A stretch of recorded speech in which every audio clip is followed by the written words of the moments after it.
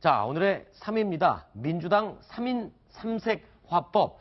자, 이 대선 주자들, 이 본인들의 각각 고유의 화법과 말하는 습관, 스타일들이 있다고 하는데요. 요 이야기 잠시 후에 저희가 좀 영상으로 살펴보도록 하고요.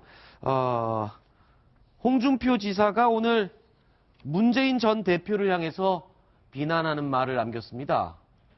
자, 이 어떤 얘기였기 때문에 이렇게 논란이 있는지 한번 들어보시겠습니다. 지금 민주당 1등한 후보는 저거 대장이 뇌물 묻고 자살한 사람입니다. 그럼 바로 옆에 비서실장함이 옆에서 그거 내용 몰랐다면 그건 감이 안 되죠. 2등하는 사람은 정치자금법 위반으로 실형을 살고 나온 사람이야. 그런 사람들이 그런데 그걸 나한테 시비 걸 수 있겠습니까? 그게 그 말이 돼요? 저렇게까지 심하게 이야기를 하면서 노무현 대통령을 거론하는 이유가 뭐죠? 네. 제가 지난주 월요일에 이 홍준표 지사 인터뷰할 때 했던 얘기를 똑같이 그래요? 하는데요. 아마 이게 준비된 멘트인 것 같습니다. 아하. 왜냐하면 항소심에서는 무죄 판결을 받았지만 성완종 전 그 경남기업 회장으로부터 1억 원을 받아서 1심에서는 실형을 받은 적이 있거든요. 그렇기 때문에 항소심 무죄로 3심이 다 끝낸 게 아니기 때문에 대법원 판결이 남아있기 때문에 당신은 아직 좀 완전한 무죄라고 보기 어려운 거 아니냐. 이런 공격이 들어올 것을 예상을 하고 나만 그런 것이 아니다. 그러니까 독인 객인이다. 50보 100보다. 나는 항소심 무죄를 받았지만 지금 그 더불어민주당에서 2등 달리는 사람은 정치자금법 위반으로 실형을 살았고 1등을 달리는 사람은 자신이 모셨던 사람이 이 뇌물과 관련된 수사를 받다가 자살하지 않았느냐. 그러니까 그런 책임 있는 사람이 어떻게 나한테 항소심 무죄 받은 사람한테 책임을 묻을 수 있느냐. 그러니까 50보 100보다 이 얘기를 하고 싶어 하는 게 아닌가 싶습니다. 사실은 지금 이제 여권에서는 어떻게 보면 황교안 대통령 권한 대행하고 그다음에 이제 홍준표 경남지사가 유력한 후보 중에 하나지 않습니까? 그런데 실제로 보면은 지금 22일 날 검찰이 항소를 했거든요. 무죄 받은 다음에. 그러니까 대법원에 현재 사건이 계류 중에 있습니다. 그러니까 홍준표 경남지사로서는 현재 과연 후보가 될 수 있느냐. 이 자체가 논란이 될 수 있어요. 대부분의 지금 현재 정당들이 저런 뇌물을 받은 혐의로 검찰에 의해서 재판에 회부되기만, 즉 기소만 되더라도 아예 다른 여러 가지 당직도 못 맡게 하고 있거든요.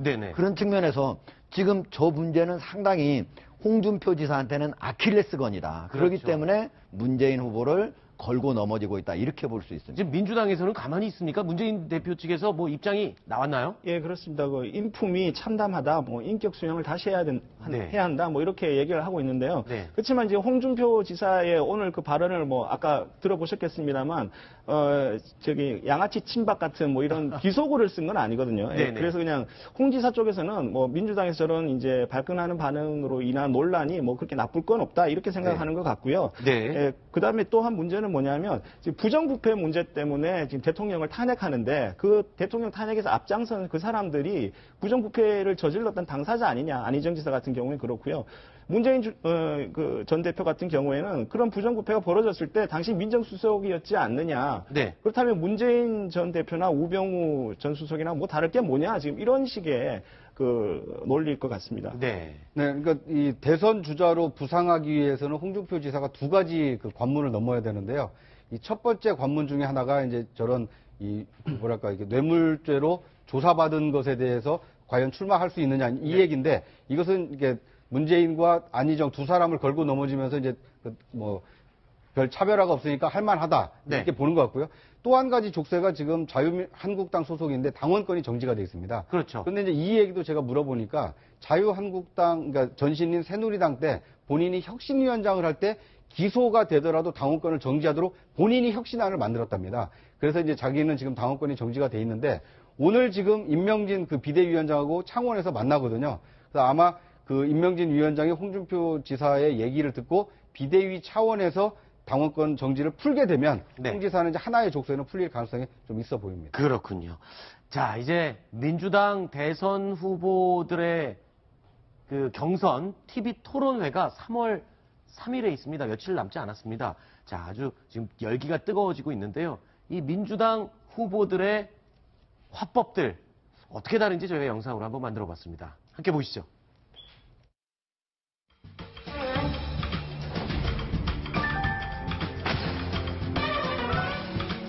대구가 일어서면 세상이 뒤비집니다. 안보라든지 이런 여러 가지 문제들이 보수 재결집에 대한 그런 지적이 나오는데요.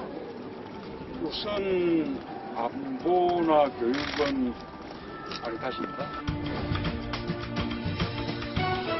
대연정을 꾸리는 것이 노무현 정부 때 저희가 구상했던 헌법의 실천 방안입니다. 저와 함께 해주시겠죠? 우리가 사물의 본질을 깨닫는 것은 그 사물을 부정하거나 왜라고 하는 질문이 사물을 부정하는 게 아니라고 저는 생각합니다.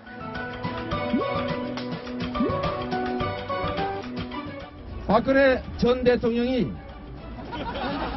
아직 안 그만뒀나요? 저는 그만뒀다고 생각합니다.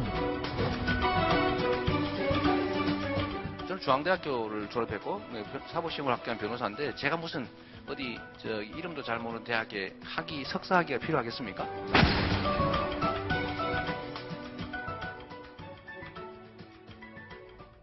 네, 조금 전에 이 특검에서 기소한 인원이 31명이라고 얘기를 했었는데요. 30명, 30명으로 다시 정정하겠습니다.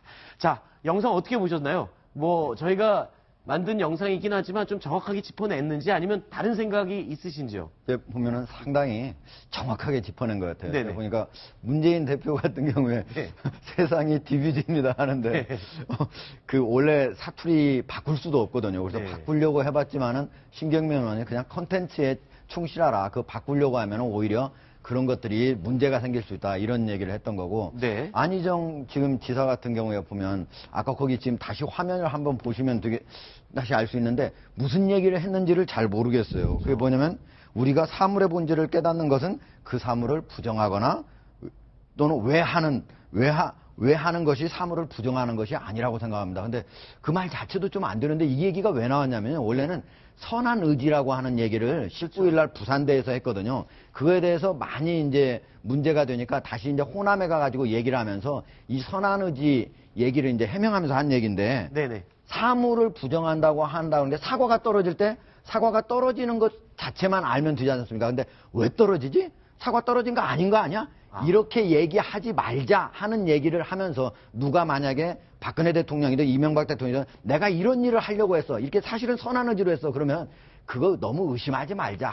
하자는 취지로 말한 거거든요. 근데 너무 어려웠다. 그 제가 말도 지금 이렇게 어렵네요. 장시간 얘기해야만 알아들을 수 있는 말이다. 그렇군요. 그리고 이재명 시장 같은 경우는 아까도 봤지만 가천대를 이름도 듣도 못한 그런 대학이라면서 좀 비하하잖아요. 너무 직설적이고 비하하는 거 이런 것들은 고쳐야 하지 않을까 이런 생각이 듭니다. 네네. 문재인 전 대표는 그 박근혜 대통령이 지금 말을 못한다 이런 부분으로 비판을 많이 받고 있는데 네네. 2012년 대선에 그 문재인 전 대표가 박근혜 그 대통령 후보로서 TV 토론을 할 때 문재인 전 대표가 결코 박근혜 대통령을 이기지 못했습니다. 승기를 잡지를 못했어요. 네. 이런 측면을 보면 문재인 전 대표가 그렇게 말을 잘한다 네. 이런 인상을 그 유권자들한테 준 것 같지는 않고요. 네. 안희정 지사 같은 경우에는 지금 저 화면에서도 보이듯이 어휘 선택에 조금 더 신중해야 하고 대중들이 잘 알아들을 수 있는 그런 쉬운 어휘로 좀 간결하게 이렇게 말하는 게 좋겠다라는 생각이 듭니다. 그리고 개인적으로 제가 이재명 그 시장 같은 경우에는 변호사 시절에 저랑 이렇게 취재하면서 이렇게 꽤 많이 접촉을 했었는데 이분은 정말 그 어떤 사안을 굉장히 듣는 사람이 알기 쉽게 잘 얘기해 줍니다. 그런 측면에서는 상당히 장점이 있다고 봅니다. 알겠습니다. 그러면 이 토론회를 앞두고 문재인 전 대표, 안희정 지사, 이재명 시장, 자, 이 분들에게 우리 패널들이 팁 또는 조언을 하나씩 좀 드리는 걸로 해보겠습니다. 먼저 허만섭 차장의 생각을 들어보도록 하겠습니다. 예, 문재인 전 대표에게 좀 제가 조언을 좀 감히 드리자면, 문 전 대표께서는 곤란한 질문을 받을 때, 색깔론 제기하지 말라는 식으로 질문자를 오히려 공격하거나 아니면 아예 그 구체적인 답변을 피하는 이런 모습을 좀 보여왔는데 좀 안 그랬으면 좋겠습니다. 그렇게 하는 것이 본인에게 오히려 불리할 것 같습니다. 예컨대 본인에 대해서 안보관이 불안하다 이런 얘기들이 나오는데 이런 부분에 대해서는 본인이 좀 상세하게 이렇게 답변을 하시면 그런 부분들이 해소될 수 있으니까 그런 점을 좀 참고해 줬으면 좋겠습니다. 알겠습니다. 우리 구장훈 차장은 누구에게 조언을 해주실까요? 네, 저는 안희정 지사에게 한 가지 얘기를 해주고 싶은데요. 선한 의지 발언한 이후에 굉장히 지지층 내에서 이 지지율이 떨어지다 보니까 자기 정체성을 약간 좀 혼란을 겪고 있는 것 같습니다.